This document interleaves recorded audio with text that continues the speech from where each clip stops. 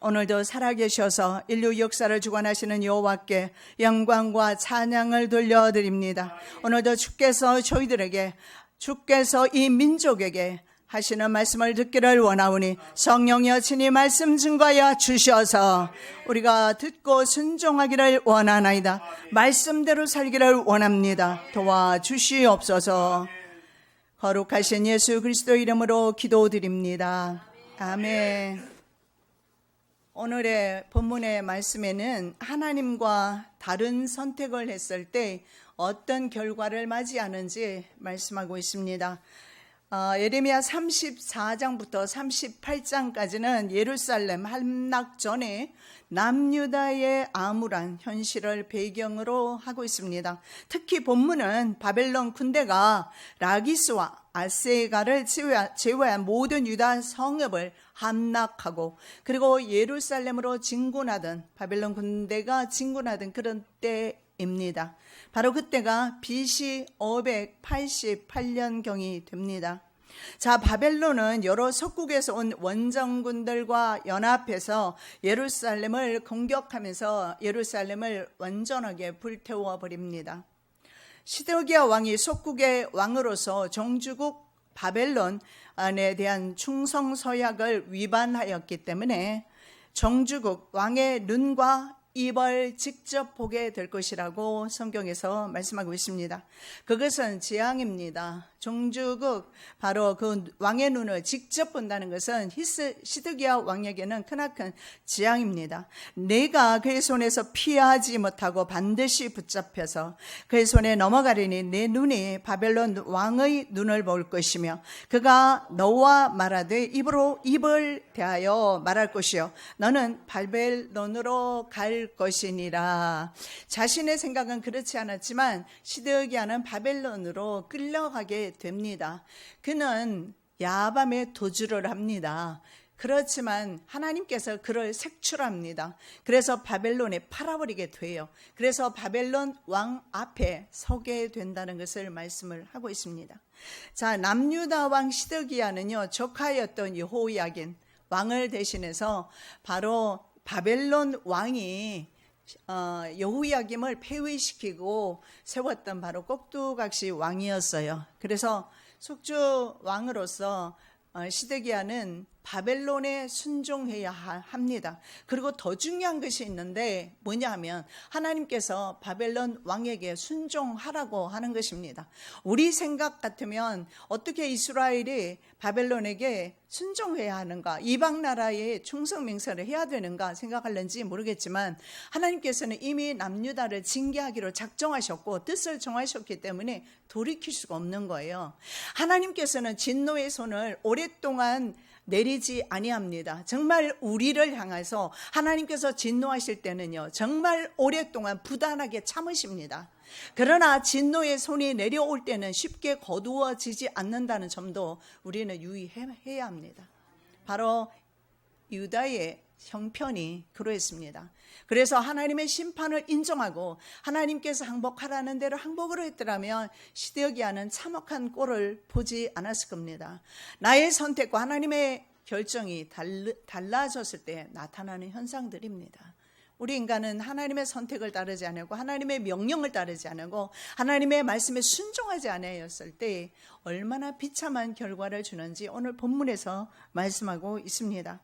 여호야긴, 시드기야, 여호야김의 아들이 여호야긴입니다. 그리고 여호야긴의 삼촌이 바로 시드기야죠.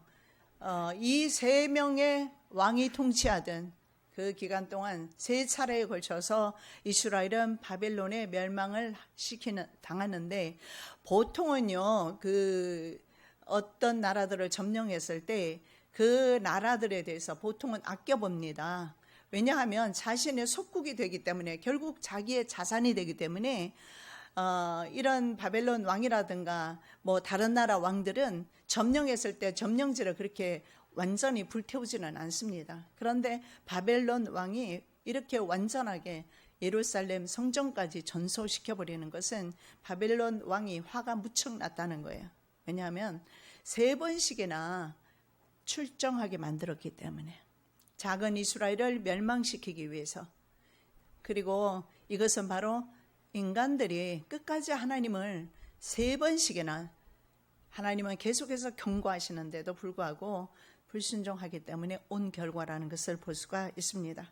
자, 바벨론에 항복하는 것이 바로 살 길입니다. 그런데 시드기야라든가 여호야긴 이런 왕들은 바벨론을 선택하지 아니하고 예굽을 의지합니다. 그래서 다른 선택을 하게 되죠.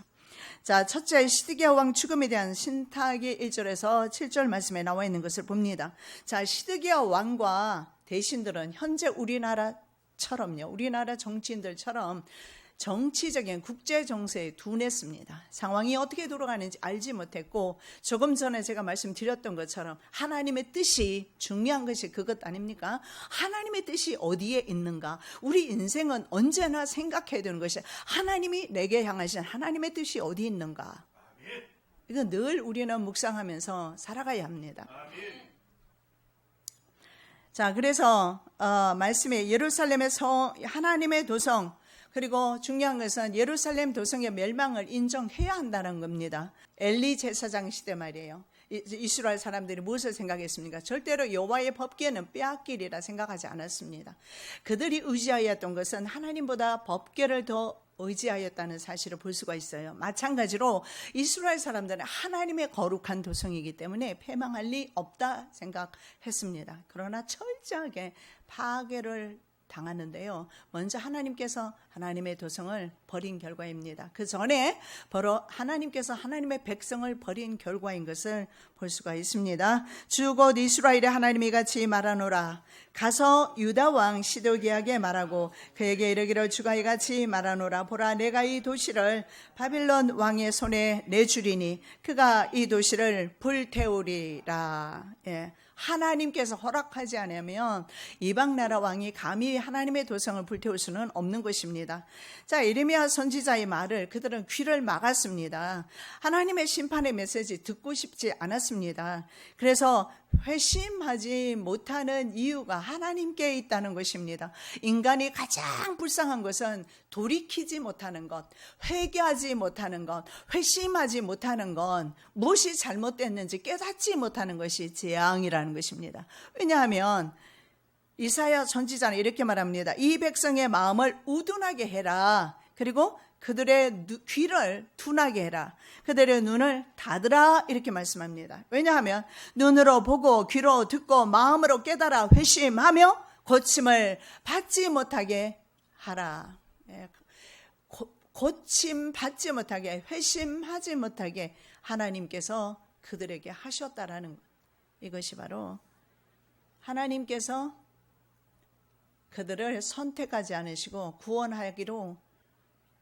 구원하지 아니하시고 유기하기로 작정하신 것, 버리기로 작정하셨던 것입니다. 그런 사람은 돌이키고 싶어도 돌이킬 수가 없는 것입니다. 그래서 이스라엘 백성들은 귀를 막아버렸습니다. 듣지 않았어요. 늘 제가 종종 이야기하지만 이 이스라엘이 멸망할 때 위대한 선지자들 모두 출연 다 했습니다. 이스라엘 멸망 전 한 200년 전에 이사야 선지자가 그렇게 말했죠. 소도 주인을 알고 나귀도 주인의 구유를 아는데 내 백성은 알지 못한다. 그렇게 책망하면서 말씀을 전합니다. 그리고 위대한 선지자 누가 있습니까? 예레미야 선지자는 이스라엘이 멸망하는, 남유다가 멸망하는 그 순간까지 함께 끝까지 이집트까지 따라갔던 선지자가 예레미야 선지자입니다. 그리고 포르지에 있으면서 예언을 선포했던 위대한 선지자 또 있죠. 대선지자 에스겔이 있습니다. 다니엘이 있습니다. 이런 위대한 선지자들이 그곳에 다 모여 있지만 마음의 문을 닫기로 결정한 사람들에게는 예수님이 오셔도 안 될 겁니다. 예수님이 오셔도. 그래서 우리의 마음의 밭이 부드러운 것은요, 하나님의 놀라운 축복입니다. 아멘. 무슨 말씀을 받아도 아멘으로 받을 수 있는 옥토는요, 정말 하나님의 축복입니다. 아멘. 자, 바벨론 심판 경고와 바벨론에 만일에 항복을 한다면, 그래서 이 항복하는 것이 하나님의 뜻인데 이 말씀을 따른다면 시드기야는 죽기는 죽되 평안한 죽음을 맞이할 것이다. 그리고 예루살렘은 세 차례에 걸쳐서 그렇게 철저하게 파괴를 당하지 아니할 것이다 말씀합니다. 내가 칼에 죽지 아니하고 평안히 죽을 것이며 사람의 너보다 먼저 있어 내 열조 선왕에게 분양하던 일례로 내게 분양하며 너를 위하여 애통하기를 슬프다 주여 하리니 이는 내가 말라였음이니라. 여호와의 말이니라. 하나님께서 말씀하시기를 너는 칼로 죽지 아니하고, 그래서 이걸 통해 이 말씀 때문에 어떤 주석가들은 그렇게 말해요. 시드기야가 평안하게 죽었다라고 말을 하는데 제가 봤을 때는 평안한 죽음이 아니라는 생각이 듭니다. 왜냐하면 시드기야는요, 자녀들이 왕자들을 자기 보는 앞에서 다 죽였어요. 바벨론 왕이 화가 머리 끝까지 난 거예요. 그래서 다 죽여버리고 시드기야는 두 누나를 뽑아서 바벨론에 끌고 가서 바벨론에서 비참하게 죽습니다. 이것이 복이라고 볼 수는 없어요. 그래서 결국은 바벨론으로 항복하라는 말을 듣지 않았기 때문에 맞게 되는 결과였습니다. 자, 그래서 성경에서 이렇게 말하잖아요. 네가 그렇게 순종을 하게 되면 너는 칼에 죽지 아니하고 평안한 가운데서 죽었을 때 다른 왕들을 그렇게 조문하고, 백성들이 그렇게 했잖아요. 분양하던 것처럼 백성들이 너에게도 할 것이다. 근데 분양 못 하잖아요. 바벨론에서 죽었으니까. 그래서 제가 봤을 때 이것은 재앙이라는 거예요. 왜냐하면 듣지 않았거든요. 끝까지 바벨론에 항복하지 않고 끝까지 버티다가 마지막에 시드기야로 마지막에 주전 586년에 멸망을 당하게 됩니다. 그리고 그는 밤에 그 담 구멍으로 도망가다가 바로 바벨론 군사에게 붙잡히게 되죠. 만일에 듣지 않으면 예루살렘은 불에 타게 된다. 예, 불탔습니다. 자, 끝까지 배신하는 이스라엘은요, 결국은 바벨론 왕에게는 괘씸죄에 걸린 거죠. 자, 말씀 보겠습니다. 이에 예레미야가 시드기야에게 이르되 주 만군의 하나님 곧 이스라엘의 하나님이 같이 말하노라. 내가 만일 확신을 가지고 바벨론 왕의 통치자들에게로 나가면 내 혼이 살고 이 도시가 불타지 아니하며 너와 내 집이 살려니와 내가 만일 바벨론 왕의 통치자들에게로 나가지 않으면 이 도시가 갈대아 사람들의 손에 넘어가리니 그들이 이 도시를 불태우고 너도 그들의 손에서 피하지 못하리라. 예, 잡혔습니다. 내 혼이 산다고 이렇게 말씀합니다. 혼이라는 것은 우리가 살아있는 우리 존재 자체를 말하는 거예요. 너는 그러면 살아서 바벨론에 가서 평안히 살다가 죽었을 것이다. 아니죠. 바벨론에 안 갔을 수도 있죠. 그 땅에서 평안하게 속주 왕으로서 계속 아마 생을 누릴 수가 있었을 겁니다. 여러분, 그는요, 하나님의 자녀라는 이유 때문에 자기 자신이 하나님의 자녀라는, 하나님의 백성이라는 이유 때문에 하나님보다 예루살렘을 더 의지했던 것 같습니다. 그리고 하나님보다는 눈에 보이는 애굽을 더 의지했던 것 같습니다. 하나님의 자녀는요, 그 어떤 것도 의지하면 안 돼요. 주님만을 의지해야 합니다. 주님만. 어떠한 경우에도 어떤 내가 붙잡을 만한 것들이 있다 할지라도 그것을 붙잡을 때는 우리는 바로 실패하게 된다는 사실을 볼 수가 있습니다. 자, 그래서 바벨론에 항복하라는 하나님의 말씀 누구를 통해서? 예레미야를 통해서 말씀을 전했어요. 그러나 그 말씀을 듣지 않고 대신에 친애굽파 대신들이 주변에 시드기야 주변에 있었어요. 그래서 이 사람은 좀 우유부단한 사람이었던 것 같아요. 그래서 그 대신들을 제어하지를 못합니다. 눈치를 보게 됩니다. 그리고 예레미야에게 이렇게 말합니다. 이런 예언을 받고 나서 예레미야에게 대신들이 너에게 물으면 그냥 너의 생명에 대해서 자기를 죽이지 않냐, 보내지 말고 자기 생명을 살려주라고 그렇게 말하라고 그렇게 말을 하죠. 이것은 사람을 두려워해요. 하나님을 두려움이 없어요. 이 시드기야 왕은요, 부하나 십보라보다 못한, 두 여자보다 못한 눈에 보이는 사람들을 두려워합니다. 눈에 보이는 인간들을 의지합니다. 그래서 패망한 거예요. 하나님의 명령이 그렇게 위대한 대선지자들을 통해서 주어졌건만 결국은 왜 납니까? 왜 나냐고요? 왜 시드기야입니까? 왜 여호야김이고 왜 여호야긴입니까? 왜 하필이면 나여야 하느냐고요? 그것은 하나님 앞에 끝까지 불순종하기 때문에 그런 거예요. 끝까지 만일에 순종했더라면 그나마 바벨론의 속주 체제 가운데서 평안함을 아마 누리게 되었을는지도 몰라요. 그랬으면 다니엘 같은 사람이 붙들려 가지 않았을 거예요. 하나님의 성전 기물이 바벨론으로 옮겨지지 않았을지도 모릅니다.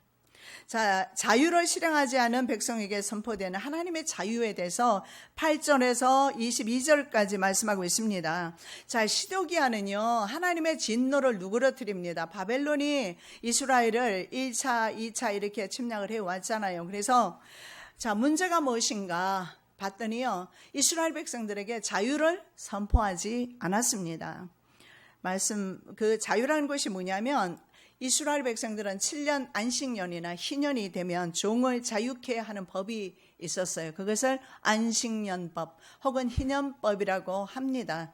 그래서 동족은 종으로 부릴 수가 없어요. 말씀 보겠습니다. 시드기야 왕이 예루살렘에 있던 모든 백성과 언약을 맺고 그들에게 자유를 선포한 뒤에 주로부터 예레미야에게 임한 말씀이 이러하니라. 그 언약은 곧 각 사람이 히브리 남자나 히브리 여자인 자기 남종이나 자기 여종을 놓아주어 자유로이 가게 하고 아무도 그들에게 곧 자기 형제 유대인에게 섬김을 받지 못하게 한 것이라. 이제 그 언약 속으로 들어간 모든 통치자와 모든 백성이 각각 자기 남종이나 자기 여종을 놓아주어 자유로이 가게 해야 하고 다시는 아무도 그들에게 섬김을 받아서는 안 된다는 것을 듣고 순종하여 그들을 가게 하였으나, 이스라엘 법이 그랬습니다. 이스라엘 민족은요, 원래 애굽의 종이었습니다.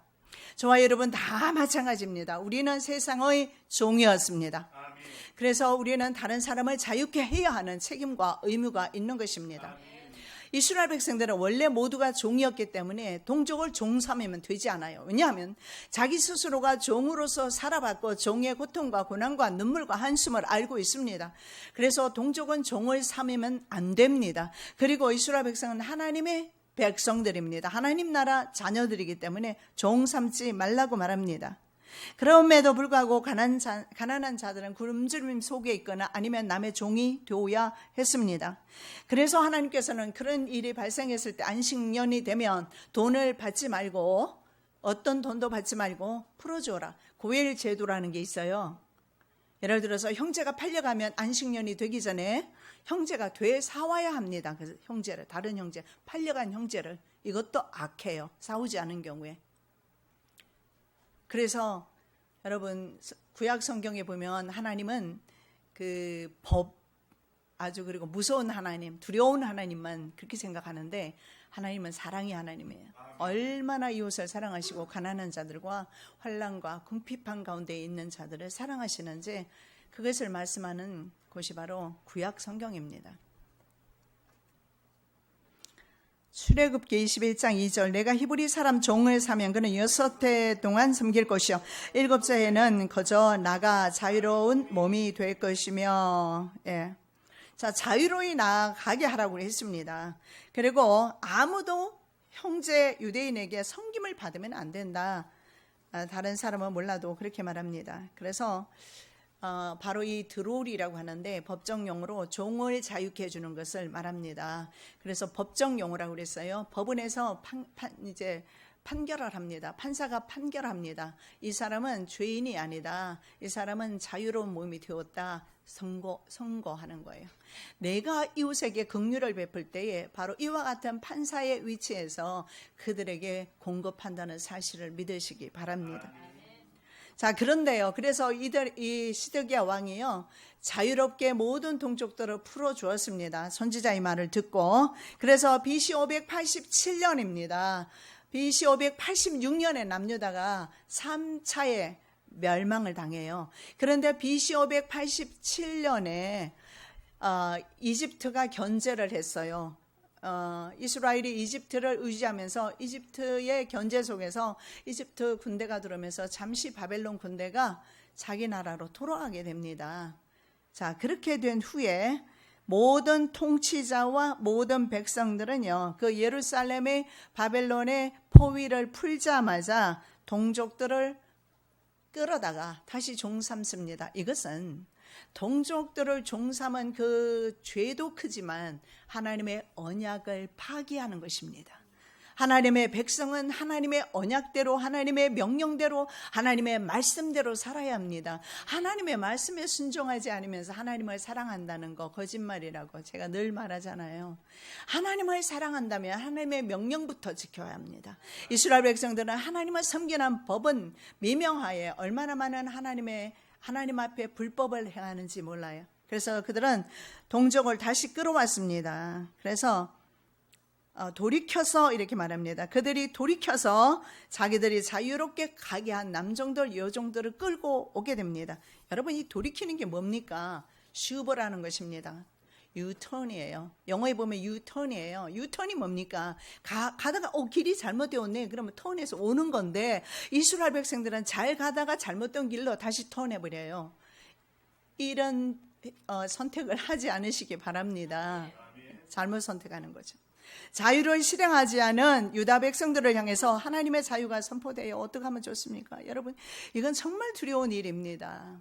하나님께서 내가 자유를 실행하지 아니할 때 하나님께서 나의 환경에 자유를 실행한다고 말씀합니다. 그러므로 주가 이같이 말하노라. 너희가 각각 자기 형제와 자기 이웃에게 자유를 선포하는 일에서 내 말에 귀를 기울이지 아니하였은즉 보라, 내가 너희로 인하여 칼과 역병과 기근에게 자유를 선포하노라. 주가 말하노라. 내가 너희를 땅의 모든 왕국으로 옮기리라. 여러분, 여기서 두 가지 말씀하고 있습니다. 하나님께서 무엇의 자유를 선포해요? 칼에게 자유를 선포해요. 역병 그리고 기근에게 자유를 선포해요. 그리고 바벨론 군대에게 다시 자유를 선포합니다. 무슨 말입니까? 우리 주변에 있는 환경들에게 자유를 하나님이 선포하게 되면 우리 주변에 있는 환경들이 나를 찌르는 창과 칼이 될 것이라는 것을 말씀해 주고 있는 거예요. 여러분, 하나님이 조용히 계시니까 죽은 듯 하십니까? 아니면 안 계신 듯 합니까? 하나님은 살아계시고, 그리고 하나님은요, 당신의 백성에게는 더 엄중하게 죄를 물으신다는 사실을 믿으시기 바랍니다. 다윗에게 죄를 물으시는 것을 보면 알 수가 있지 않습니까? 하나님은 사랑하는 자들에게 더 많은 책임과 죄에 대한 벌을 주신다는 사실을 성경을 통해서 볼 수가 있습니다. 왜 그렇습니까? 하나님의 말씀을 받았기 때문에 그래요. 이스라엘 백성은 하나님의 언약의 백성이고 하나님의 명령을 받은 백성이고 직접적으로 하나님의 종들을 파송했고 하나님의 종들을 세우셨고 하나님께서 직접 구원하셨던 백성이기 때문에 이스라엘 백성은 적어도 전 세계에 그러한 책임을 져야 합니다. 우리 그리스도인도 마찬가지. 이것이 바로 세상에서 예수님이 말씀하신 빛과 소금의 직분을 감당하라는 것입니다. 빛이 되라는 거예요. 세상에서 소금이 되라는 것입니다. 그렇게 하지 않을 때 그것이 바로 우리가 세상의 자유를 선포하는 겁니다. 나를 통해서 이웃이 살아납니다. 나를 통해서 병든 자가 일어납니다. 나를 통해서 예수를 그들이 보게 됩니다. 이것이 바로 자유를 선언하는 거예요. 만일에 그렇게 하지 않았을 때 바로 하나님께서 우리 주변의 환경에 자유를 선포했을 때 그 환경은 무지막지하게 우리를 공격하게 될 것입니다. 일정 기간이 지난 노예를 해방시켜주는 법정 용어가 바로 자유입니다. 그런데 이 한 문장에서 두 번이나 강조해서 말씀하고 있습니다. 그것은 이스라엘 백성들의 문제가 무엇인가? 자유를 선언하지 않은 것이 이스라엘의 문제였습니다. 그래서 종을 부렸던 왕족들과 방백들 그리고 백성들은요, 종을 부렸던 왕족들과 백성들과 그리고 귀족들은요, 어디로 갑니까? 바벨론 군대에 의해서 다 붙들려 갑니다. 에스겔도 역시 귀족 가운데 한 사람이었고 바로 다니엘도 귀족 가운데 한 사람이었을 겁니다. 에스겔은 제사장으로서의 사명을 감당했고 역시 기득권층이에요. 그래서 기득권층은 다 붙들어 갔어요. 그리고 그 땅에는 누가 남았느냐 하면 빈천한 자, 가난한 자만 남았다. 즉 그들이 종으로 붙잡아서 종 삼았던 사람들만 그 땅에 남게 되고, 그리고 그 땅은 안식년을 70년 동안 누리게 됩니다. 안식년을 지키지 않았기 때문에 70년 동안 안식년을 7년마다 지켜주면 될 것을 지키지 않아서 70년 동안 그 땅이 안식하였더라. 역대하 36장에 나와 있어요. 그리고 그 땅은 남은 가난한 사람들이 마음껏 농사지으면서 이제는 다른 사람에게 부림을 당하지 아니하고 종되지 아니하고 자유롭게 살아갈 수가 있었어요. 바벨론 왕이 그렇게 했을까요? 물론 그렇게 했지요. 바벨론 왕이 끌어갔습니다. 바벨론 왕이 왜 그렇게 했을까요? 그 사람들을 다 귀족들과 높은 사람들, 지식인들 붙들어 가서 사상 교육시켰습니다. 근본 사상을 교육시켰어요. 그래서 언어를 박탈하고 그리고 그 이스라엘 유다의 문화를 지키지 못하게 하고, 그것이 바로 뭡니까? 그 금신상을 세우지 않습니까? 절하게 만들고, 그리고 절하지 않는 사람들, 그런 사람들을 풀무불 속에 그리고 사자굴 속에 집어넣는 그런 일을 했던 곳이 바로 바벨론이에요. 그래서 이스라엘 백성들 보십시오. 하나님 앞에 신앙 지키지 않으니까 세상에서 다른 신을 섬겨야 하고 다른 왕을 섬겨야 하고 하나님 대신에 인간을 섬겨야 하는 그런 처지로 전락하는 것을 봅니다. 여러분, 하나님을 가장 존귀하게 생각하십시오. 이건 아무리 강조해도 부족하지 않아요. 정말 하루하루의 삶 속에서 하나님을 가장 귀하게, 하나님을 가장 존귀하게, 눈 뜨면서 눈 감는 순간까지 우리 하나님을 가장 존귀하게 여러분 생각해 보십시오. 그분을 존경해 보십시오. 하나님께서도 여러분만을 바라보게 될 것입니다. 아멘. 자, 백성 스스로가 언약을 깼습니다. 하나님이 깬 것이 아니에요. 그래서 하나님께서는 똑같은 법입니다. 동태보복법이라고 하죠. 동태보복법에 의해서 그 책임을 져야 합니다. 자, 18절에서 20절도 스스로 송아지를 둘로 쪼개고 그것의 조각들 사이로 지나갈 때 내 앞에서 맺은 언약의 말들을 이행하지 아니하고 내 언약을 범한 자들과 송아지의 조각들 사이로 지나간 유다의 통치자들과 예루살렘의 통치자들과 내시들과 제사장들과 그 땅의 모든 백성을 내가 내주되 심지어 그들의 원수들의 손과 그들의 생명을 찾는 자들의 손에 그들을 내주리니 그들의 시체가 하늘의 날 짐승들과 땅의 짐승들에게 먹이가 되리라. 이스라엘은 이렇게 비참한 상황으로 전락하게 됩니다. 우리가 왜 이스라엘 역사를 왜 우리가 배워야 합니까? 하나님의 역사이기 때문에. 하나님의 명령이 있고 하나님의 말씀이 있고, 그리고 불순종함으로 인하여서 이스라엘 백성이 어떤 결과를 맞이했는가, 우리는 그것을 통해서 경고받아야 합니다. 역사의 아이러니 가운데 아버지가 하던 일을 자녀가 그대로 답습한다는 것, 역사가 하던 일을 그대로 답습한다는 것이 역사의 아이러니지만 그럼에도 불구하고 우리는 경고받아야 합니다. 그리고 하나님 중심으로 하나님의 언약 안에서 우리는 살아야 될 줄로 믿습니다. 자, 고대 근동 지역에는요, 쪼갠 고기 사이를 동맹국 왕들이 서로 지나갑니다. 그러면서 약속하는 것이 뭡니까? 만일에 동맹을 파기했을 때 이와 같이 짐승처럼 쪼개어질 것이다. 이것을 보여주는 것입니다. 그런데 이스라엘 백성들이 하나님과의 언약을 파기했습니다. 그래서 이스라엘 백성들은 쪼갠 고기가 되어야 되는 거예요. 얼마나 무서운 하나님의 법입니까? 그것이 바로 동태보복법이에요. 그래서 성경에는요, 우리 인류는요, 진멸의 대상이라고 그렇게 나와 있어요. 우리 인류는 무조건 진멸의 대상이에요. 그런데 우리가 진멸당하지 않는 것은 바로 예수 그리스도의 보혈의 피가 있기 때문에 진멸당하지 않는 거예요. 자, 그런 계약이 어디에 나오느냐면 창세기 15장 7절에 나와 있습니다. 해가 져서 어두울 때 연기나는 풀무가 보이며 타는 횃불이 쪼갠 고기 사이로 지나더라. 그래서 이스라엘 백성들은 자신들이 언약을 맺고서 지키지 않았기 때문에 쪼갠 고기가 되었다라고 말합니다. 그런데 창세기 15장 17절에서 말씀해 보면 타는 횃불만이 지나가면서 아브라함에게는 하나님이 모든 아브라함에게 앞으로의 약속의 말씀을 주님께서 끝까지 책임지겠다는 그런 뜻에서 타는 횃불만이 지나갑니다. 즉 하나님만이 지나가요. 아브라함이 지나갔다는 흔적이 없어요. 그래서 하나님께서 아브라함에게 주신 약속대로 4대 만에 이 땅으로 너는 돌아오리다. 그래서 이스라엘 국가가 세워진 것입니다.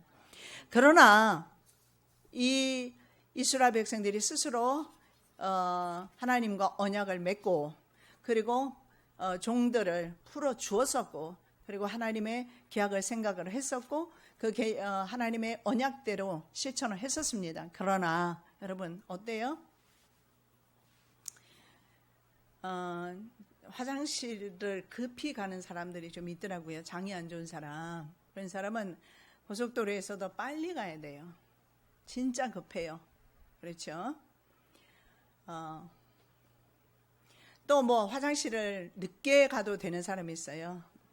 대변 보기 위해서 1시간씩 참아도 괜찮은 사람이 있어요. 저는 그런 종류에 들어가는데, 자, 급히 가야 되는 사람은 어때요? 화장실 안 가면 곧 죽을 것 같죠? 그렇잖아요.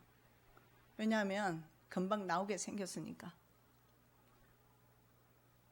그런데 화장실 다녀와요. 그 기분 여러분 아세요? 예? 마음이 변하면 안 된다고요.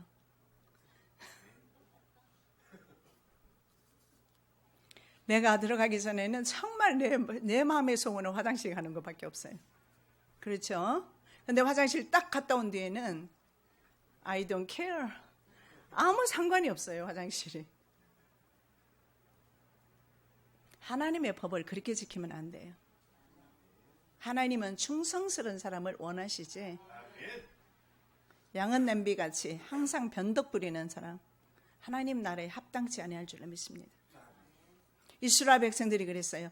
이제 경계를 좀 풀었습니다. 예루살렘 포위를 풀었어요. 바벨론이 물러갔어요. 그러니까 다시 그들을, 백성들을 데려다가 종 삼았습니다. 자, 바벨론 군대가 되돌아온다고, 그래서 다시금 바벨론 군대가 돌아오는데 이것이 바로 3차입니다. 3차례 걸쳐서 왔다고 했잖아요. 또 내가 유다 왕 시드기야와 그의 통치자들을 그들의 원수들의 손과 그들의 생명을 찾는 자들의 손과 너희를 떠나 올라간 바벨론 왕의 군대의 손에 내주리라. 주가 말하노라. 보라, 내가 명령하여 그들로 하여금 이 도시로 되돌아오게 하리니 그들이 그것을 대적하여 싸우고 빼앗아 불태우리라. 내가 유다의 도시들을 거주민이 없는 황폐한 곳이 되게 하리라. 여러분, 여기에도 역시 마찬가지로 되돌아오리라. 가 나와요. 여러분, 내가 하나님께로부터 돌아서지 않는다면 주님은 되돌아가시는 법이 없으세요. 그러나 내가 하나님께로부터 등을 돌리는 순간에 환경이 우리에게 돌아온다는 사실을 믿으시기 바랍니다. 이스라엘 백성들이 그랬어요. 하나님께로부터 돌아섰어요. 그들이 다시 이스라엘 백성을 종삼은 것은 하나님께로부터 마음이 떠난 거예요. 하나님의 법을 무시한 겁니다. 그리고 다시 그들을 종삼았어요. 슈버. 그래서 환경이 다시 돌아와요. 그 환경이 다시 돌아와서 사람을 억죄하기 시작합니다. 여러분, 참 그렇게 되면 감당할 길이 없어요. 이스라엘은 정말 고집이 세고 자존심이 강한 나라예요. 이스라엘만큼 독한 민족이 없어요. 전 세계 부를 다 가지고 있고 전 세계 모든 분야에서 탑이 유대인들입니다. 지금 얼마나 유대인들. 그래서 히틀러가 게르만족이 정말 우승하다고 유대인들을 죽이려고 노력했던 거 아닙니까? 유대인들의 사상과 정신은 성경에서 온 것만은 분명한데 그런만큼 유대인들은 참 고집이 셌던 것 같아요. 하나님 앞에 고집은요 백해무익입니다. 자, 세상의 자유를 선포하신 예수 그리스도에 대해서 한번 살펴보겠습니다. 예수님은 사역을 하시기 전에 안식일에 나사렛 회당에서 이사야 61장 1절에서 3절 말씀을 찾아서 직접 읽으셔요. 주의 영께서 내게 임하셨으니 이는 그분께서 내게 기름을 부으사 가난한 자들에게 복음을 선포하게 하셨기 때문이라. 그분께서 나를 보내신 것은 마음이 상한 자들을 고치며 포로된 자들에게 구출을, 눈먼 자들에게 다시 보게 함을 선포하고 상처 입은 자들을 자유하게 하며 주의 받아주시는 해를 선포하게 하려 하심이라 하였더라. 자, 여기에 하나님의 성령이 내게 임하셨다. 예수께서 그렇게 말씀하세요. 예수 그리스도께서 하나님의 성령으로 복음을 전하신 것을 보게 되는데, 자, 주님께서 이 땅 위에 오신 것은 이렇게 결론적으로 말씀합니다. 가난한 자들에게 복음을 전하려 오셨다. 이렇게 말씀을 하십니다. 그리고 그 다음에 하시는 말씀은 마음이 상한 자들을 고치며 포로된 자들은 구출하시고 눈먼 자들은 보게 하셨고, 이것이 바로 드롤입니다. 그리고 상처 입은 자들을 자유하게 하며 주의 받아주시는 해, 이 받아주시는 해가 개역 한글에 보면 은혜의 해로 나와 있어요. 이 은혜의 해가 무엇이냐면 희년이라는 뜻입니다. 희년은 바로 천국을 가리킵니다.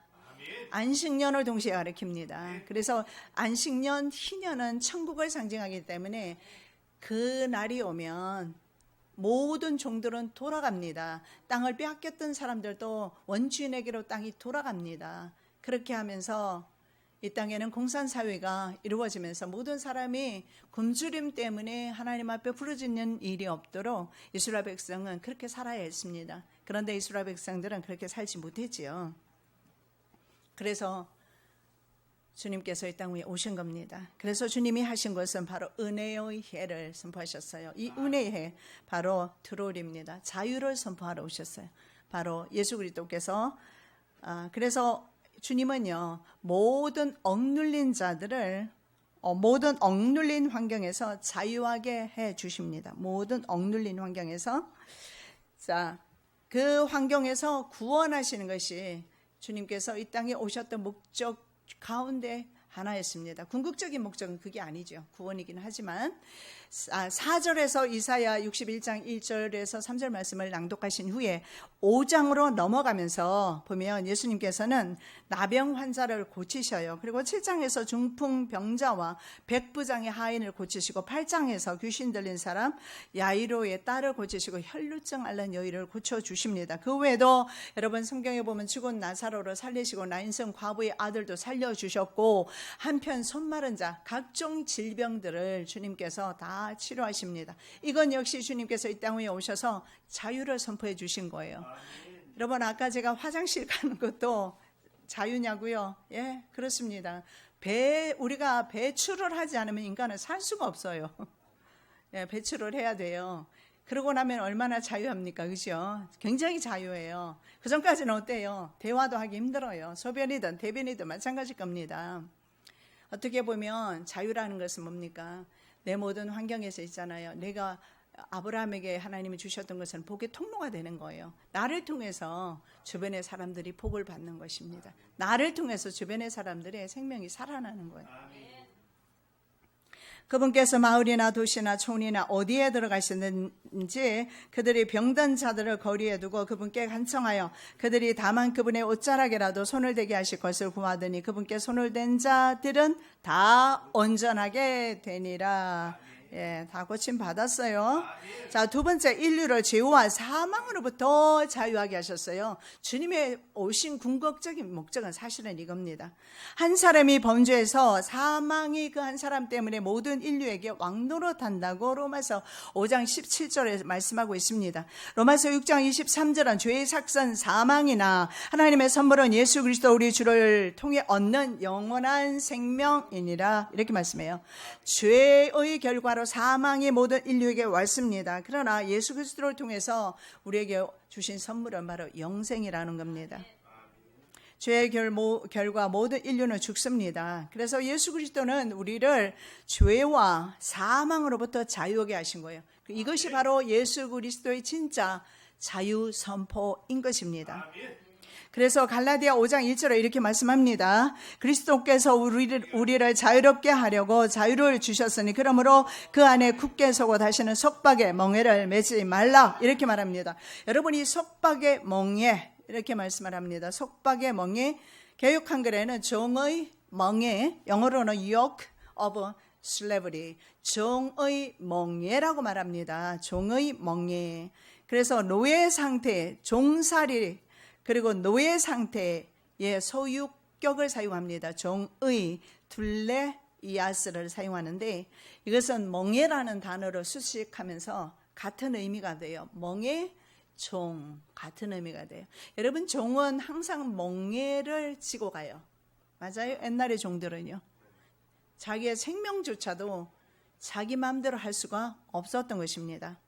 그래서 멍에를 수식하면서 죄와 사망에 묶여서 무거운 짐진 채 살아가는 모든 인류를 가리킵니다. 멍에는요, 수레 등을 끌기 위해서 소 등의 가축들이 목에 매게 되는 나무 틀을 가리킵니다.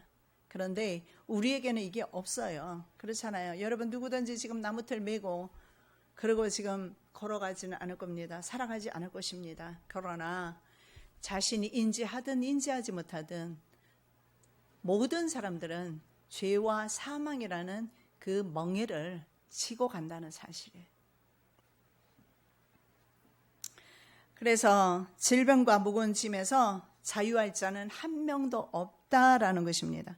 그래서 오직 예수 그리스도를 통하지 않고서는, 하나님을 통하지 않고서는 그 짐을 우리는 인생들은 지고 가야 되는 거예요. 그런데 하나님께서는 우리들의 멍에를, 이스라엘의 멍에를 하나님은 제거하기를 원하셨습니다. 만군의 주 곧 이스라엘의 하나님이 이같이 말하여 이르노라. 내가 바벨론 왕의 멍에를 꺾었느니라. 자, 그들은 나중에 70년 후에 돌아오게 됩니다. 페르시아 시대에 돌아오지만 하나님께서 멍에를 꺾어 주셨을 때 돌아오게 됩니다. 에레미야 25장에 보면 다니엘이 에레미야 25장 서책 말씀을 읽으면서 이제는 돌아갈 날이 한 2년여 정도밖에 안 남지 않았다는 것을 다니엘이 깨닫습니다. 그리고 하나님 앞에 9장의 말씀에 보면 하나님 앞에 이스라엘과 이스라엘 산과 범죄한 이스라엘 산과 이스라엘 백성과 자기 자신의 죄를 위해서 기도하기를 시작하는 대목이 나오죠. 예. 하나님께서 이스라엘을 멍에로 꺾으셨기 때문에 지금 이스라엘 국가가 존재하는 것입니다. 예. 우리에게 있는 모든 죄와 질병과 모든 문제 하나님이 꺾으시기를 원하십니다. 자, 마태복음 11장 30절, 내 멍에는 쉽고 내 짐은 가벼우니라 하시니라. 여러분, 주님의 멍에를 메십시오. 아주 가볍습니다. 날아갈 듯 할 거예요. 주님의 멍에. 예, 세상 멍에 더 이상 지지 마시고, 사랑의 주님 감사합니다. 세상의 자유를 선포하신 예수 그리스도를 찬양합니다. 그래서 우리는 죄와 사망의 멍에를 더 이상 지지 아니하고 자유와 기쁨 가운데 살아갈 수 있습니다. 여호와의 그 크신 은혜를 경배합니다. 다시는 세상의 멍에 지고 살아가지 아니하도록 하나님 저희들을 늘 하나님의 언약 안에 붙들어 주시옵소서. 거룩하신 예수 그리스도 이름으로 기도드립니다. 아멘.